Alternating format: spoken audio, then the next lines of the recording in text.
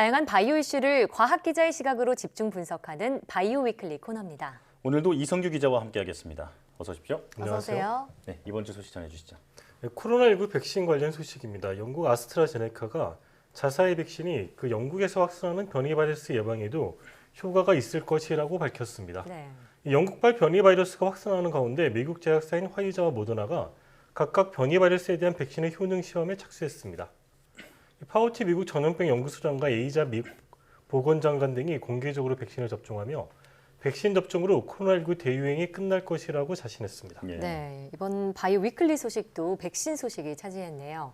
자, 오늘 바이오 포커스 주제는요. 한국인의 사망 원인 1위로 꼽히는 질병, 바로 암입니다. 최근 항암제 분야에선 두 개의 약물로 동시에 암세포를 타격하는 이중표적 항암 기술이 뜨고 있는데요. 피노바이오의 정두영 대표와 함께 자세한 내용 알아보겠습니다. 대표님 어서 오십시오. 어서 오세요. 네. 자, 저희가 항상 처음에 드리는 질문입니다. 네. 바로 회사 명칭에 대한 질문인데요. 피노바이오 어떤 뜻을 담고 있는지 대표님께서 설명해 주시죠. 예, 저희 회사 이름인 피노는 영어로 쓰면 PINOT가 됩니다. 네. 이것은 저희 회사가 추구하는 가치인 Providing Innovative and Novel Therapeutics, 즉 혁신적이고 새로운 치료제를 지속적으로 공급하자는 것에 네. 영어 앞 글자를 따서 PINOT로 해서 피노라는 이름을 지었습니다. 그렇군요. 막상 지어놓고 나니까 네. 저희 회사 이름이 그 와인을 만들 때 쓰는 포도 품종하고 같은 이름이 예. 되더라고요. 아, 네. 피노누아라고 예, 있잖아요. 네. 맞습니다. 그래서 저희 이름이 더 친숙하고 더 잘 들리는 이름이 되어가지고 저희가 참 만족하고 있는 이름이고요. 그렇군요. 저희는 앞으로도 이렇게 포도 송이와 같이 좀 더 풍성한 결실을 맺는 이런 바이오텍이 되도록 열심히 노력하고 있습니다. 예. 이 피노누아가 포도 품종 중에서는 굉장히 맛있는 품종으로 유명한데 앞으로 좀 크게 되길 기대해 보고요. 이 피노바이오가 보유한 기술 중에 이중표적 항암 기술이라는 게 있잖아요. 예. 이 기술이 어떤 기술인지 설명 좀 해주시죠. 예, 저희가 개발하고 있는 그리고 보유하고 있는 이중표적 항암제 기술은 암을 공격하는데 하나의 타겟을 공격하는 게 아니라 두 개 이상의 약물 표적을 같이 공격해 줌으로써 치료 효과를 훨씬 더 높이기 위한 기술입니다. 예. 암은 세포가 정상적인 세포였다가 악성세포로 변하고 이 악성세포가 끝없이 자라나면서 생기는 질병이 암인데요. 예. 이 과정에는 하나의 약물 표적이 생기는 게 아니라 여러 가지의 약물 표적이 기여를 하게 됩니다. 하지만 기존의 보통 항암제들은 하나의 약물 표적을 주로 공격하는 방식으로 항암 효과를 기대하였고요. 이렇게 되면은 처음에는 암세포들이 잘 죽어나가는 모습을 보이지만 네. 중복된 경로에 다른 단백질이 살아난다거나 아니면 내성 기전이 살아나면서 이런 암세포들이 다시 살아나게 되는 문제점을 가지게 되어 있습니다. 네. 그렇기 때문에 저희는 이런 치료 효과를 높이기 위해서는 두 개 이상의 기전에 같이 공격해 줌으로써 암세포가 더 잘 죽고 내성도 느리게 생기는 게 굉장히 중요한 목표라고 생각하였고요. 저희가 발굴한 여러 신약 후보 물질들로 이런 기술을 완성해 나가고 있습니다. 예. 네. 지금 이제 그 한 가지 물질로 이제 두 가지 경로를 동시에 공격한다 말씀해 주셨는데 그 물질을 발견한 그 어떤 계기 뭐 이런 것도 있다면 좀 소개 좀 해주시죠. 예, 저희가 그 대표적으로 말씀드릴 수 있는 물질이 저희가 개발하고 있는 임상 단계 표적 항암제 NTX301입니다. 예. 저희는 NTX301을 백혈병 치료제를 찾다가 발견하게 된 물질인데요. 저희가 기존 백혈병 치료제보다 더 강력한 치료 효능을 가진 물질을 처음에 문헌 조사를 통해 가지고 지금 NTX301의 시작이 된 물질을 저희가 발견할 수 있었습니다. 예. 이 구조를 보면서 저희가 쭉 연구를 했는데 이게 기존에 알려진 약물 타겟 하나만 공격하는 게 아니라 내성을 극복할 수 있는 다른 기전의 다른 단백질도 동시에 저해할 수 있다는 사실을 발견해서 NTX301의 기본적인 아이디어를 가질 수 있게 되었고요.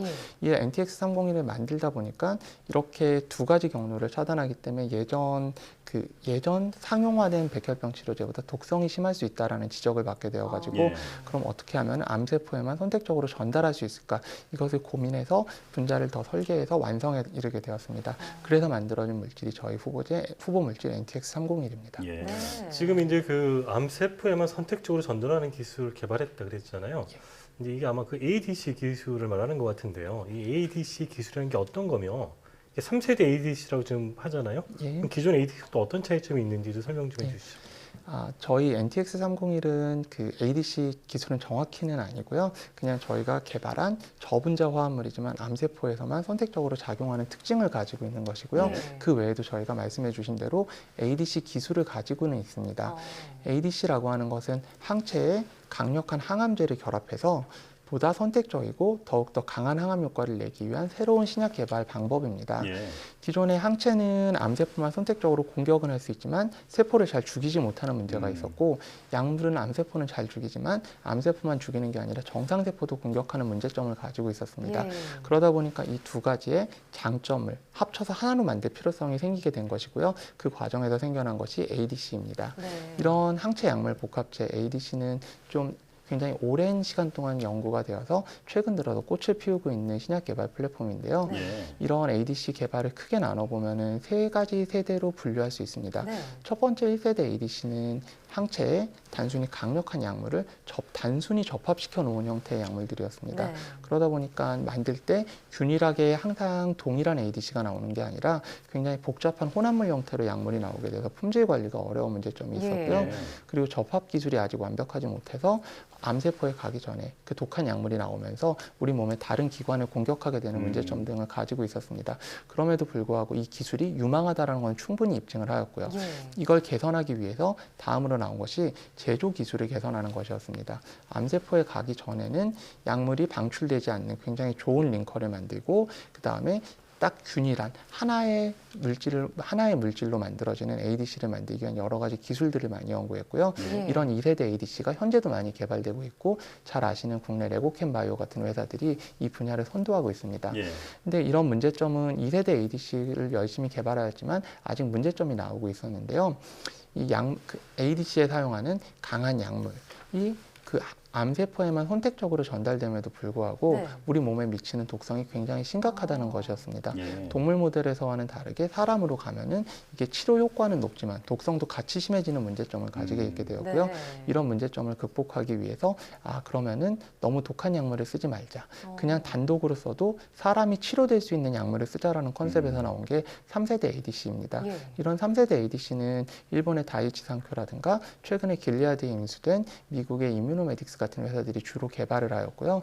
이들 회사들의 컨셉, 즉 사람이 단독으로 사용할 수 있는 약물을 ADC로 만들어줌으로써 훨씬 더 좋은 약물을 만들다는 것이 현재 트렌드가 되어가고 있습니다. 네. 저희는 이런 3세대 ADC 개발의 연장선상에서 열심히 노력하고 있는데요. 네. 특히 이뮤노메딕스사가 사용했던 SN38이라고 하는 약물을 훨씬 더 개선한 새로운 약물을 저희가 페이로드, 즉 ADC의 약물 파트로 사용하는 ADC 기술을 저희가 개발하고 있고요. 조만간 더 훌륭한 성과를 낼 수 있을 것으로 기대하고 있습니다. 네. 그러니까 효과적으로 약물을 암세포까지 전달하는 기술이 ADC 이 플랫폼 기술인데, 기존 1세대와 2세대의 단점을 개선한 3세대 플랫폼 기술에 박차를 가하고 계신 거고요.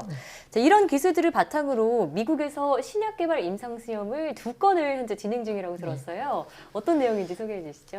저희가 아직 ADC 기술은 그 임상 단계까지는 올라가지 못하고 있고요. 네. 근데 저희가 개발하고 있던 표적항암제 2종류가 현재 임상 1상 그리고 임상 1, 2상이 진행 중입니다. 예. 임상 1상은 저희가 혈액암, 그 중에서도 골수에 발생하는 백혈병을 치료하기 위한 치료제 표적항암제 NTX-301이 지금 미국 임상 1상이 진행 중인데요. 네. 저희 NTX-301은 기존의 백혈병 치료제로 널리 사용되던 다코젠이라는 약물이 있고 네. 비다짜라는 약물이 있습니다. 근데 이런 약물들이 가지고 있는 문제점 중에서 효력이 약하고 내성이 많이 발생하는 문제를 개선한 새로운 표적항암제이고요. 이런 저희 약물이 더 가지고 있는 동물에서의 적어도 훨씬 더 우수한 효능 그리고 안전성을 바탕으로 저희는 빠른 개발을 진행하고 있습니다. 네. 또 다른 항암제인 NTX-303은 난소암과 방광암의 치료를 목표로 하고 있는 고형암 치료 표적항암제입니다. 저희 그 난소암이나 방광암 같은 경우에는 환자 수가 굉장히 많고 예. 이 항암제 내성 문제로 고생하는 환자들이 굉장히 많은데요. 저희가 하고자 하는 일은 NTX-303이라고 하는 이 표적항암제를 암 환자에 투여해서 이 환자들이 항암제 내성을 극복할 수 있게 해주는 네. 방식으로 저희 항암제를 개발하고 있습니다. 303 같은 경우는 저희가 1상을 완료하고 임상 1, 2상이라고 하는 이상에 해당하는 임상을 앞두고 있기 때문에 저희가 조만간 좋은 성과를 기대하고 있습니다. 예. 그 항암제 임상 시험 얘기 들어봤는데, 근데 항암제 이외에도 녹내장애 신약 개발을 하고 있잖아요. 좀 녹내장 신약이라 하니까 좀 특이하기도 한데 이건 어떤 내용인지 좀 말씀해 주시죠. 저희가 개발하고 있는 녹내장 치료제는 NTX-101이라는 이름으로 부르고 있는데요. 점암 방식으로 사용하는 편하게 눈의 안약으로 사용할 수 있는 녹내장 치료제입니다. 예. 기존 녹내장 치료제와의 차이점은 기존 녹내장 치료제들이 안압을 낮춰주는 방식으로 간접적으로 눈의 스트레스를 풀어서 시신경을 간접적으로 보호하는 효과를 가지고 있었다면 저희 약물은 직접적으로 시신경을 보호하는 효과를 가지고 있습니다. 어떻게요? 저희 약물의 작용 기전은 그 눈에서 그 안구에서 코티졸이라고 하는 스트레스 호르몬의 농도를 조절해주는 방식으로 작용하는데요. 코티졸이라고 하는 호르몬은 우리 몸의 각 조직들이 스트레스에 반응하는 정도를 조절해주는 호르몬입니다.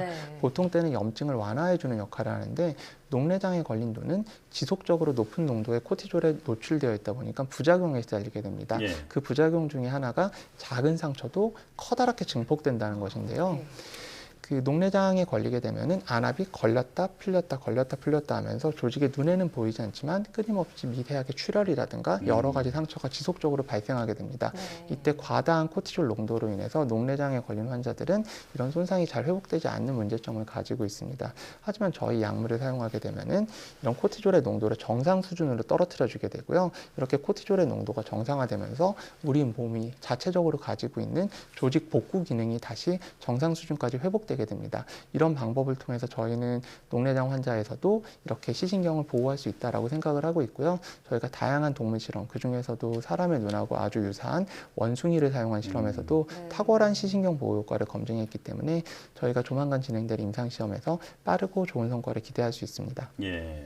저 오늘 항체 약물 접합 기술, ADC 기술과 그리고 여러 가지 암 그 치료제 그리고 이제 녹내장 치료제까지 얘기를 듣고 있는데 굉장히 쏙쏙 들어오네요. 네, 대표님께서 설명을 잘해주셔서요. 자, 향후 추가 이제 신약 개발 계획이 있다면 이 부분도 소개해 주시죠. 저희가 지금 신약 개발에 있어서 가장 집중적으로 생각하는 것은 임상 단계에 있는 항암제 2종을 성공적으로 개발하고 글로벌 기술 이전을 통해서 저희 기술의 우수성을 입증하는 것이 저희 첫 번째 목표입니다. 저희는 이 목표를 달성하기 위해서 열심히 노력하고 있고요. 이후에 후속 파이프라인들도 준비되어 있습니다. 첫 번째로는 NTX-301과 303의 후속 버전입니다. NTX-301 같은 경우에는 저희가 처음 말씀드렸을 때처럼 다코젠이나 비다자의 내성을 극복하기 위한 기전을 하나는 탑재하고 있습니다. 하지만 이런 하나의 내성 기전 외에도 또 다른 형태의 내성 기전이 존재하고 있는데요. 저희가 후속 버전으로 개발하고 있는 약물은 이 두 가지의 내성 기전을 모두 극복할 수 있는 저희가 새로운 신약 후보 물질을 가지고 현재 후보 물질 최적화 단계에 있기 때문에 조만간 이 301, 303의 넥스트 버전의 개발에도 착수할 수 있을 것으로 기대하고 있습니다. 그리고 저희가 내후년 정도부터는 ADC 기술을 활용한 저희 독자적인 신약 후보 물질의 전임상 개발 단계에 돌입할 수 있을 것으로 기대하고 있습니다. 대표님께서는 또 창업 이전부터 다양한 글로벌 제약사들과 사업 개발 경험이 있으시잖아요. 선진국과 우리나라의 바이오 생태계 차이랄까요? 이런 것도 좀 피부로 느끼셨을 것 같아요. 조언 말씀해 주실 게 있다면요? 사실 저희가 국내에서도 굉장히 기술 개발 수준이 많이 발달했고요. 국내 창업자들, 창업 기술, 그리고 이를 서포트해주는 투자자들, 그리고 주식시장 이런 모든 부분은 거의 선진국 이상 수준으로 굉장히 활성화가 잘 되어 있어서 조만간 좋은 성과를 기대할 수 있을 것으로 기대하고 있습니다. 하지만 그럼에도 불구하고 조금 부족한 부분이 없는 건 아닌데요. 선진국의 바이오 생태계 같은 경우에는 이런 치료제를 개발하는 회사만 있는 게 아니라 치료제 개발을 위해서 필요한 여러 기술들, 제형을 개발해주고 이 제법을 개발해주고 이걸 생산해주고 임상을 대행해주는 이런 부분들인 요소를 대행해주는 다양한 바이오 기업들이 많이 활성화되고 전문적인 기업이 되고 이런 기업들이 굉장히 많이 커져서 큰 시장과 생태계를 가지고 있는데요. 이런 부분들의 역할이 굉장히 중요합니다. 저희가 사업을 진행하면서 다양한 글로벌 파트너들하고 협력을 많이 진행했는데요.